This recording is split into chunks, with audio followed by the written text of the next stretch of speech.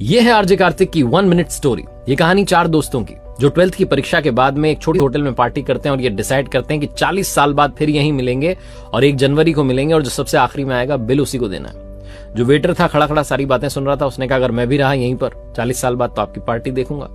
40 साल बाद पहला दोस्त पहुंचता है उस होटल में जो कि 5 स्टार होटल बन चुकी थी। वो वेटर मालिक बन चुका था। वो कहता है पहचानने के बाद कि मनीष जी आइए बैठिए, मैंने आपको पहचान लिया, मैं अब यहाँ मालिक बन चुका हूं, मैं वही वेटर हूं। मनीष कहता है क्या बात है। दूसरा दोस्त आता है संतोष। मनीष की बातचीत चलती है कि बिजनेस जो है ग्रो कर गया है, सब कुछ अच्छा चल रहा है, दोनों अपनी अपनी बातें शेयर करते हैं। तीसरा भी आ जाता है, लेकिन चौथा प्रवीण नहीं आता है। वो जो सेठ है वो आकर के कहता है कि आप भोजन शुरू कीजिए, ऑर्डर कीजिए मेन्यू में से। प्रवीण सर ने कहा है आप मंगवा लीजिए, वो आ ही रहे हैं। डिनर शुरू कर देते हैं, डिनर कर भी लेते हैं। बिल देने की बारी आती है तो इन्हें लगता है चलो हम ही पे कर देते हैं। वो सेठ जो था भूला वो आकर के कहता है कि आपका पेमेंट हो चुका है, प्रवीण सर ने कर दिया। भारी मन से उठ करके जाने लगे कि चौथे दोस्त से मिलना नहीं हुआ।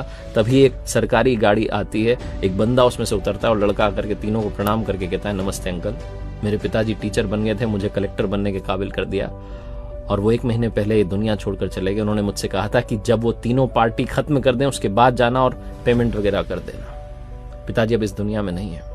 ये तीनों रियलाइज करते हैं कि 40 साल बाद क्यों मिले, 40 दिन बाद ही मिल लेते। अपनों से मिलते रहिए इससे पहले कि कोई आपका अपना आपको छोड़ के चला जाए, क्योंकि आदमी पानी का बुलबुला है।